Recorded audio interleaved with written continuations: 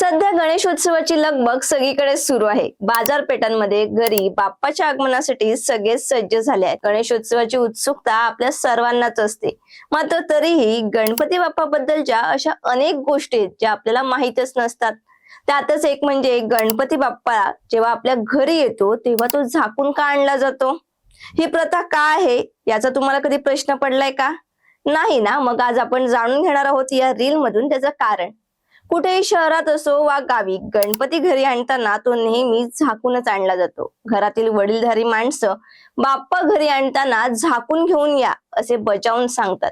यामागचं कारण म्हणजे सगुण आणि निर्गुण असे दोन तत्व यामागे असतात. धार्मिक परंपरेनुसार मूर्तीचा पुढील भाग सगुण तत्व म्हणजेच भौतिक स्वरूपाचा असतो आणि मागील भाग निर्गुण तत्व म्हणजेच अभौतिक तत्व उत्सर्जित करतो.